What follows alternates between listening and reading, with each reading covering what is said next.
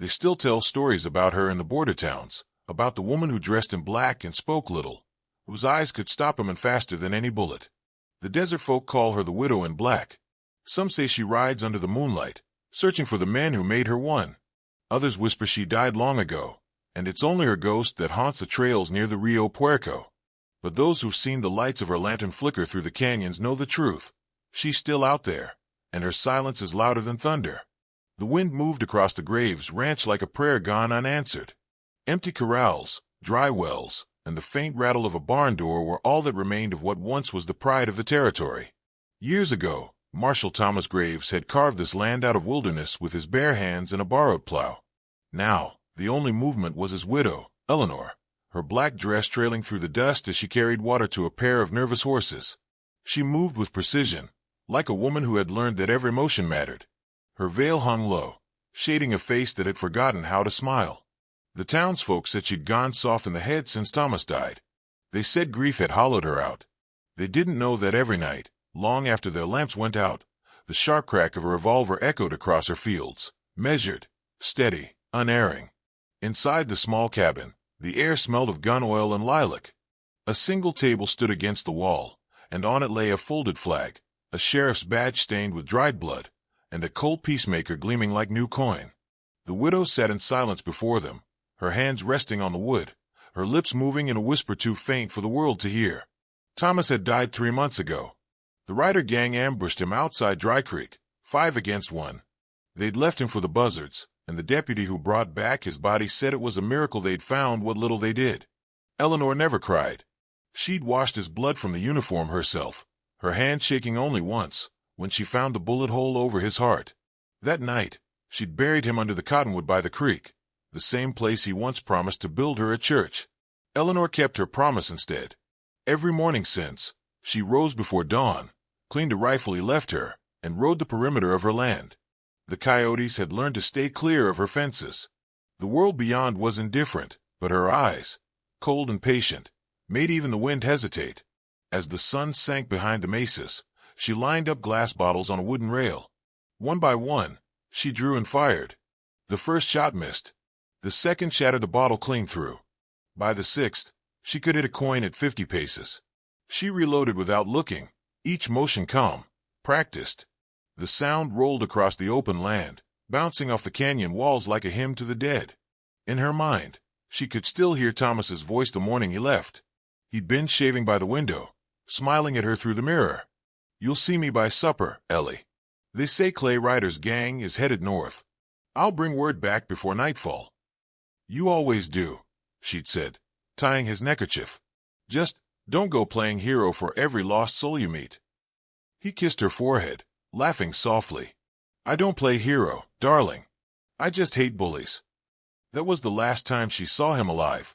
The memory lingered like a thorn under her ribs. When night fell, she lit the oil lamp and sat at the table, tracing the lines of his badge with her finger. The metal was cold. She imagined the weight of it pinned to his chest as the bullet struck. She thought about the faces of the men who'd done it, faces she had memorized from wanted posters Thomas kept in his office. Clay Ryder, the leader. Frank Hobbs, his right hand. 2 others with cruel eyes, and 1 boy who couldn't have been older than 19. She'd remember them all. A knock on the door startled the silence. She rose, hand brushing the holster under her shawl. "Who's there?" "It's Reverend Collins, ma'am," came the voice, soft and hesitant. Eleanor opened the door just enough to see him standing on her porch, hat in hand, sweat glistening on his forehead. Behind him, the dusk had turned blood-red over the desert. "Evenin', Mrs. Graves," he began. I know it's late, but I came to bring you a word of peace." She said nothing, only stepped aside to let him in. The Reverend glanced around the bare room, the rifle leaning by the door, the gleam of the Colt on the table, the single chair by the window. "You've been missed at Sunday service," he said, forcing a gentle smile. "The folks worry about you out here all alone." "I'm not alone, Reverend," she replied. "Thomas is still here." He followed her gaze to the folded flag. His expression softened. "I know it's hard, child. Vengeance won't bring him back." Her eyes lifted slowly, and the firelight caught in them. "You think I'm after vengeance?" He hesitated. A soul burdened by anger can lose its way. The good book says to forgive. I'll forgive them, she interrupted, her voice low and even. After I send them to God. The Reverend froze, the air between them thick as the dust outside. Mrs. Graves, that's not your burden to carry. Justice belongs to the Lord. Eleanor turned back to the window, staring into the black stretch of desert. The Lord gave me these hands, Reverend, and he gave me eyes to aim true. Maybe he means for me to carry it. He tried again, voice trembling. If you ride down that road, there'll be no peace left for you. She faced him fully now, the veil slipping from her hair. There's been no peace since the day they killed him. The Reverend looked into her face then, and saw something that silenced every sermon he'd ever preached. Not rage. Not madness. Resolve. When he finally left, the sound of his boots faded quickly, swallowed by the desert wind. Eleanor watched from the window until he disappeared, then closed the door and bolted it. She blew out the lamp and sat in the dark, listening to the quiet hum of the land. Outside, the coyotes began their distant song. She opened the drawer of the table, took out the revolver, and began cleaning it with a small piece of cloth. Her movements were steady, reverent, as if she were polishing an altarpiece. Justice belongs to the Lord, she whispered. Then I'll ride as his instrument. She reloaded the weapon, the metallic clicks echoing like heartbeats in the stillness. At dawn, she saddled Ashwind and rode to the ridge overlooking the valley. The first light broke over the canyons, bathing everything in crimson and gold. From up there, she could see the road leading toward Dry Creek, the same road Thomas had taken on his last ride. For a long moment, she sat motionless, her hand on the worn leather of the saddle horn. The wind caught her veil, lifting it just enough to reveal her eyes. Calm, fierce, unyielding. Then she spoke softly, as though to the rising sun. 3 months, Tom. I waited 3 months for the law to do what it won't. Now it's my turn. She reached into her coat and pulled out a folded map, marked with a trail westward. The Ryder gang had been seen near the border, robbing miners and burning wagons. Eleanor pressed her fingers to the bloodstained badge one last time, then pinned it inside her coat over her heart. By the time the town of Red Mesa woke that morning, the widow in black was already gone. Her tracks led west through the dust, steady and sure, like the beginning of a storm. And somewhere beyond the horizon, the men who thought justice had forgotten them were about to learn that some vows are kept in silence, and some are written in gunfire. The desert wind tasted of salt and ash as Eleanor Graves tightened the cinch on Ashwin's saddle and looked one last time at the ranch she'd built with her husband. The corral gate creaked, the empty house stared back at her with hollow windows, and the cottonwood tree by the creek whispered through its dying leaves. She had sold everything, the land, the stock, even the brass clock that had marked her marriage in its ticking heartbeats. The papers were signed at dawn. By noon, she was gone. Ashwin pawed the dirt, sensing the weight of her decision. She mounted without a backward glance, and the ranch faded behind her in the haze, swallowed by dust and memory. Ahead stretched the red canyons of the New Mexico territory, cruel, vast, and alive with danger. She carried 2 six-shooters, her husband's rifle, and a folded letter in her saddlebag. The letter was from Clay Ryder, or so the sheriff believed. Scrawled in crude handwriting were the words, "If the law won't chase us, the devil might. Let him come." She rode as the devil they invited. For 2 days she crossed the sunburned plains without meeting another soul. Her canteen emptied quicker than she hoped, and the sky turned to a hard, merciless blue that bled into the ground. She slept under stars, gun in hand, waking at the faintest rustle of coyote paws. On the 3rd morning, she came across a lone rider slouched by a dying campfire, a dusty hat pulled low over a young face. His horse looked half-starved. He lifted his head as she approached. "You ride like you're hunting ghosts," he said. "Maybe I am," she replied, keeping her hand near her revolver. He smiled, a tired, lopsided thing. "Name's Jonas Pike. You headed west. Doesn't matter to you." He chuckled softly. "It might. I saw 5 riders 2 nights back. One had a scar across his jaw. Could have been Clay Ryder." Her eyes narrowed. "Where?" "Cut through the badlands south of here, near the dry wash." Eleanor studied him. He was young, barely 20, with eyes that shifted like a gambler's, quick, clever, and full of secrets.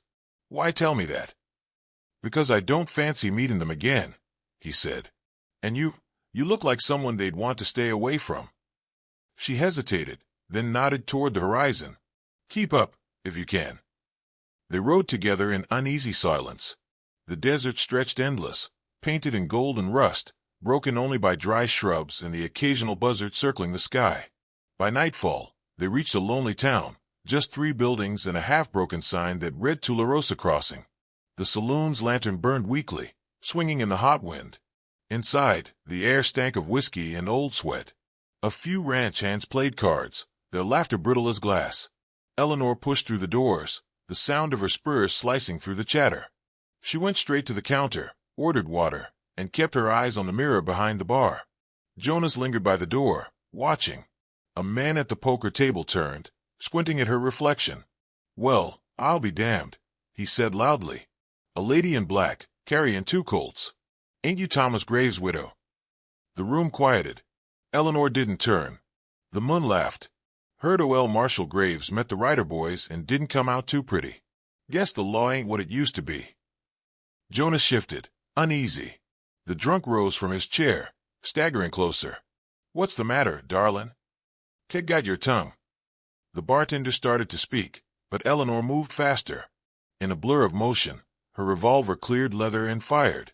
The bottle on the counter beside the drunk's head shattered, showering him with glass. Silence fell so thick even the flies seemed to stop buzzing. Her voice was low, steady. "The next man who says my husband's name with a smirk will answer to God." The drunk froze, pale beneath the dust, and stumbled backward. Jonas exhaled slowly. He'd seen gunfighters draw before, but never with such calm precision. She holstered the weapon, dropped a silver coin on the counter, and walked out into the starlit street. Jonas followed her into the cool night air, his heart pounding. "Ma'am," he said quietly, "you ever think maybe you're a bit too good with that gun for a ranch wife?" Eleanor looked at him, the moonlight carving her face into hard lines. "My father was a Union scout. He taught me to track and to shoot before I was old enough to ride. My husband thought I'd forgotten those lessons." He nodded slowly. "Guess the desert's reminding you." They made camp beyond the town, under the jagged shadow of the cliffs. Jonas built a fire and tried to make conversation, but Eleanor remained silent, her gaze fixed on the horizon. The wind carried the faint scent of rain that would never fall. "Why chase him?" Jonas asked at last. "There's no bringing him back." "I'm not bringing him back," she said. "I'm setting him free." He didn't understand, but he didn't ask again. By morning, they rode south toward the badlands. The sun came up red, and the ground shimmered like molten glass. Tracks appeared along the wash, 5 sets of horses, one with a broken shoe. Jonas dismounted and crouched beside the prince. "Ryder's men," he murmured. "They ain't far." Eleanor's gaze swept the ridgeline. No campfire smoke. "They're moving fast." They pressed on through the day, following the trail until the land opened into a wide basin. In the distance, smoke coiled into the sky, thin and gray. Eleanor urged Ashwind forward. When they reached the source, she reined in sharply. The stagecoach lay overturned, half burned, its wheels twisted in the sand. Bodies sprawled nearby, 3 passengers, shot through the chest. A 4th hung from the door, one hand still clutching a Bible. Crows scattered at their approach. Jonas dismounted, his face pale. God help him. Eleanor knelt beside a dead driver, pulling a brass button from his coat. "Bank transport," she muttered. "They weren't after gold this time. They were making a point." Jonas swallowed hard. "You think they're leaving a trail for the law?" "No," she said, her voice cold. "They're leaving it for me." The wind howled through the canyon, tossing ash across the sand. She stood slowly, brushing the dust from her gloves, and looked at the horizon. "Men die in deserts," she said, almost to herself. "But not all deaths are natural." Jonas shivered despite the heat. "You talk like you've already buried him." She mounted Ashwind. "Not yet." They rode until twilight, shadows stretching long behind them. As they reached a narrow pass between cliffs, Jonas spoke again. "You ever think maybe you're becoming like them? Living for the kill?" Eleanor's eyes stayed forward. "You don't know what it's like to have every prayer end with a gunshot in your mind." "Maybe not," he said quietly. "But I know what it's like to run. And I'm tired of running, Dot." She turned to him, really seeing him for the first time. "You've met them before." Jonas hesitated. "I rode with them once. Thought they were freedom. Thought they were family. Then I saw what they did in Dry Creek. I walked away. Figured the desert'd take me before they did. Eleanor said nothing, only nodded once. Then maybe you'll get your redemption before I get my revenge. The stars came out one by one, cold and sharp against the black sky. They camped by a dry riverbed, the air heavy with silence. Jonas lay awake long after she closed her eyes, watching the faint glow of her revolver in the firelight. She slept like someone who trusted no one, not even the night. Before dawn, she stirred, her voice soft. If we find them, you stay behind. I finished this alone. Jonas looked at her from the other side of the fire. And if you fall? She smiled faintly, the kind of smile that came from too much sorrow. Then maybe I'll see Thomas again. The morning broke with crimson light spilling across the canyon walls. The desert was waking, and somewhere ahead, the Ryder gang rode unaware that death was tracking them. Quiet, relentless, and wearing black. The moon rose red that night, swelling above the Sierra foothills like a wound that refused to close. Eleanor Graves crouched on a rocky ridge, her rifle balanced against her knee, watching the faint campfires flicker below. The Ryder gang had holed up in the ruins of an abandoned mining camp, rusted shacks, half-collapsed tunnels, and the bones of a dream long buried. She counted 6 men moving between the fires, rifles slung carelessly, laughter carried thin and sharp on the wind. Clay Ryder was among them. She could feel it in her bones, the same way one senses lightning before it strikes. Jonas lay beside her, glassing the camp through a spyglass scavenged from a dead prospector. His voice was low, barely a breath. 2 guards by the mule pen. One at the East Ridge, chewing tobacco and half asleep. The rest are drinking themselves blind. Eleanor's eyes didn't leave the camp. They'll sober up fast enough when they hear the first shot. He hesitated. You ever think what comes after? She shifted slightly, the rifle glinting under the blood moon. There is no after. Just the end of what began. They waited until the fires dimmed to embers and the night turned colder. Jonas broke the silence again, his tone uneasy. There's something I ought to tell you before we go down there. Her gaze flicked to him. Say it. I used to ride with them, he said. I wasn't one of the shooters, not at first. Just scouted trails, carried messages. Thought it was just outlaw work, robbing banks, running whiskey. Then, outside Dry Creek, they killed a settler's family. Woman, 2 kids. Clay laughed about it for a week. He swallowed hard, the memory cutting through his voice. That's when I left. I've been running ever since. Eleanor studied him through the shadows, her face unreadable. You were there when they killed my husband. He shook his head. No, I'd already gone. But I heard. Clay told every town he could, bragging how he put down the lawman who wouldn't stay bought. The silence between them was heavy. The wind stirred the dust of their boots. Why tell me now? She asked. Jonas looked down toward the fires. Because I don't want to die a coward. Let me help you finish this. Eleanor said nothing for a long moment. Then she passed him one of her Colts. If you're lying, you'll die before the rest of them. He nodded. Fair enough. They descended the ridge like ghosts, moving through the narrow canyon where the mining rail once ran. The store had been building all evening, and now thunder rolled far off beyond the peaks. Each rumble masked their footsteps. Eleanor's coat flared behind her as the wind picked up, scattering dust and lightning across the dark. When they reached the edge of the camp, she stopped, studying the patterns of movement. Wait for my shot, she whispered. When I take the ridge guard, you cut through the pen and take the second. Quiet. Jonas grinned faintly, his fear tempered by something close to faith. Yes, ma'am. She raised the rifle, exhaled slowly, and squeezed the trigger. The crack was swallowed by thunder. The ridge guard dropped without a sound. Jonas was already moving, sliding through the shadows, a knife flashing once before disappearing into the dark. When Eleanor reached the first shack, 2 more men stumbled out, arguing over a deck of cards. She stepped from behind a post and fired twice, 2 clean flashes, 2 bodies hitting the dust. The camp exploded into chaos. Shouts echoed through the ruins as Clay Ryder's men scrambled for their guns. Lightning tore across the sky, lighting the scene in brutal flashes, figures darting between shacks, the glint of metal, the flare of gunfire. Eleanor moved through it with a terrifying calm, reloading between bolts of light. Each shot found its mark. She wasn't fighting like a woman seeking revenge. She was fighting like judgment itself had taken form. Jonas covered her flank, firing short bursts, the revolver shaking in his hand. A bullet ripped past his ear and buried itself in a wooden post. He ducked and shouted. 3 left by the tunnel mouth. Eleanor turned, leveled her rifle, and dropped 2 before the third fired back wildly. She dove behind a mining cart, splinters exploding around her. Jonas sprinted from cover, shouting her name. The final outlaw raised his rifle and took aim, but Jonas threw himself into the line of fire. The shot hit him square in the chest. He fell hard, the impact echoing like thunder in her ears. Eleanor rose slowly, eyes narrowing, and shot the man through the throat. For a moment, the world went silent except for the hiss of rain beginning to fall. She dropped beside Jonas, pulling him into her lap. His breath came ragged, each exhale shallower than the last. He tried to smile. Guess I bought that redemption after all. Don't talk, she said softly, pressing her hand over the wound. Blood seeped between her fingers. You'll make it. He shook his head.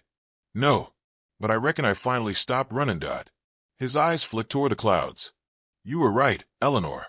Some deaths, they ain't natural. Then the light left him. She closed his eyes with trembling fingers, then stood. The storm broke fully now, rain hammering the tin roofs, thunder crawling across the hills. The last light of the campfire guttered out, leaving only flashes of lightning to reveal the wreckage. Eleanor took up both her revolvers and walked toward the mine entrance. Ryder was waiting inside, crouched behind a barrel, a shotgun resting across his knees. His hat was gone, his face streaked with dirt and sweat. When she appeared in the doorway, backlit by lightning, he froze. Well, he said hoarsely, if it ain't the marshal's widow. Heard you were coming. Took you long enough. Eleanor stepped forward, the water streaming off her coat. You talk too much. He laughed, a raw, broken sound. Your husband said the same thing once, right before he spared me. She stopped cold. He what? Yeah, Ryder sneered. Had me cornered in a barn outside Silver Bend. Could have killed me clean, but he let me ride off instead. Said he was done killing men who didn't deserve it. Guess his mercy caught up with him. Something inside her cracked, not with grief, but with clarity. My husband believed men could change, she said, voice steady. I don't. He lunged for the shotgun, but she fired first. The bullet struck his shoulder, spinning him to the ground. He crawled backward, snarling, fumbling for his gun. She advanced slowly, revolver aimed, her shadow stretching long across the wet floor. Go on then, he gasped. Do it. Make yourself a killer. She knelt beside him, holstering her revolver. For a second, he almost looked relieved, until she reached into her coat and drew out Thomas's badge. The metal gleamed faintly in the flickering light. Without a word, she pinned it to Ryder's chest, right over his heart. You already made me one, she whispered. Then she stood, took a single step back, and fired. The shot echoed through the mine, rolling out into the storm like the closing of a book. When it was done, she walked into the rain, her coat billowing behind her. The storm washed the blood from her hands. Lightning flashed across the sky, and for a heartbeat, the world was red again, the same color as the moon that had risen over her vow. She buried Jonas beside the stream that ran below the ridge, marking the grave with a simple cross of driftwood. The rain had eased by then, leaving the air heavy with the scent of wet sage. She sat beside the grave until dawn, watching the clouds thin to gold. When the sun finally rose, she mounted Ashwind and looked back once toward the camp. Smoke curled faintly from the ruins, mingling with the mist. It looked, from a distance, like the ghosts of the dead finally leaving. As she rode away, the narrator of the desert, the one no one could see but everyone felt, seemed to whisper through the wind, justice had come riding, and the land would not soon forget her name. By nightfall, the legend had already begun. The morning came slowly, shy and pale after the storm. Smoke rose from the ruins of the mining camp, curling upward into a bruised sky that had forgotten how to shine. The ground was soft with rain, the earth dark and fragrant, as if it too grieved for what it had witnessed. Eleanor Graves stood beside a shallow grave she dug by the stream, her hands raw, her dress clinging damply to her legs. Jonas Pike lay wrapped in a saddle blanket, his face calm now, the restless fear of life gone from it. She pressed her husband's old badge against his chest, the same star that had bled in her palm too many nights to count. He would have liked you, she murmured, her voice breaking into the wind. You rode true when it mattered." The words were not prayer but promise. She placed a flat river stone over the grave, then another, until the mound was marked by quiet dignity, not sorrow. The sun broke through the clouds at last, gold spilling across the wet hills. She looked eastward, where the light kissed the horizon, and for the first time since Thomas's death, her face softened. Ashwin snorted behind her, impatient to move. Eleanor wiped the mud from her hands, holstered her revolvers, and mounted. Her body ached, her heart hollow, yet she felt lighter, as if the earth had taken more than a body that morning. It had taken her rage, too. She left the gold, the loot, and the scattered weapons where they lay. None of it mattered.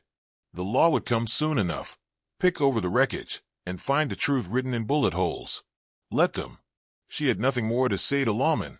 Her justice had been done under a bleeding moon. By noon, she was miles from the camp, riding through a country reborn by rain. The grass shimmered, the creeks ran fat with silver water, and the smell of sage rose with the steam of the sun. The desert, once harsh and cruel, seemed to bow before her horse's hoofs. Every town she passed through carried whispers, first as rumor, then as gospel. In one saloon in Silver Bend, a ranch hand swore he'd seen her ride through the canyons under lightning, her eyes glowing like a spirit's. "She ain't human," he muttered over his whiskey. "She's vengeance wrapped in a woman's skin." In another, a miner told the story differently. "She's the marshal's widow. Shot Ryder clean through the heart, pinned her man's badge on him before she did it. God rest her, she brought peace to this land." By the time the tale reached the border, she had become something else entirely, the Black Widow of the West, a ghost who rode wherever injustice took root. They said she never aged, that her horse had no shadow, and that when she spoke, men heard their sins echoed back to them. Eleanor knew none of this. She rode eastward, away from the mountains, through mesas and ghost towns where the wind moved through empty buildings like the sighs of lost souls. She slept beneath the stars, her dreams quiet for the first time in months. Once, she woke to the sound of coyotes howling and almost smiled. They were singing to the dawn, not to the dead. The days stretched then. The land grew softer, dotted with chaparral and cottonwood, until she came upon a small chapel standing alone in a valley. Its roof sagged, and the paint had long since peeled away, but the cross still stood against the sky. She dismounted, tied Ashwin to the post, and walked toward the door. The hinges groaned as if the building recognized her, another soul carrying the weight of ghosts. Inside, dust floated through slanted beams of light. A Bible lay open on the altar, its pages curled from years of silence. Eleanor stepped closer, fingers brushing the wood. Her reflection in the cracked window startled her. She looked older than she remembered. Not by years, but by miles, by sorrow, by fire. She removed her veil. The fabric was torn and sun-faded, more gray than black now. Folding it gently, she laid it beside the Bible. "I kept my vow," she whispered. The words echoed softly in the chapel, lingering like smoke. For a long while, she knelt there, eyes closed, listening to the wind press against the old walls. It no longer sounded like mourning. It sounded like peace. When she rose, she felt the faintest tremor of something long forgotten, a pulse of life returning. Outside, the sky had cleared to a wide, impossible blue. She saddled Ashwind and looked east, toward land that stretched forever. There were still wrongs in the world, still shadows crawling across the plains, but none that called her name anymore. She had done what she came to do. Whether the world called her saint or sinner was no concern of hers. As she started to ride, she caught sight of a traveler in the distance, a boy no older than 20. He paused, hat in hand, staring in awe. "Are you her?" he called. "The widow they say kills evil men." Eleanor met his gaze but didn't answer. Instead, she tipped her hat and rode on. The boy watched until she vanished behind a ridge, his voice trembling as he whispered to himself, "She's real." In the town she passed through, people stopped and stared but never spoke. Children hid behind fences, peeking as her black coat fluttered behind her like the tail of a storm. The old men raised their hats. Some crossed themselves. None dared ask her where she was headed. Perhaps they feared she was a ghost. Perhaps they hoped she was. She rode until twilight turned the land to amber and the sun dipped behind the mesas. Then she slowed Ashwin to a walk, the world quiet except for the steady rhythm of hooves on dirt. The wind carried the faint scent of rain again, but this time it was gentle, a promise rather than a threat. She looked once more at the horizon, endless, golden, alive, and smiled faintly. Not the smile of triumph, nor sorrow, but of release. As night fell, the last light caught her face, softening the hard lines carved by vengeance. Her shadow stretched long over the plain, then disappeared with the coming dark. Only the sound of her horse remained, fading into the distance, rhythmic as a heartbeat, steady as time. And long after she was gone, when the campfires burned low and men told stories to keep the dark at bay, they spoke of her, the widow who rode into storms and never missed her mark, who avenged her husband not with rage but with justice carved into her soul. Some said she died old and content, some were far from the frontier. Others swore they saw her years later, watching from a ridge whenever lawmen faltered or innocent blood was spilled. No one ever agreed on her end. But all agreed on one thing: the land was quieter after she rode through it. The desert kept her secret, and the wind carried her name like a hymn. Some legends are born in blood, others in the silence that follows.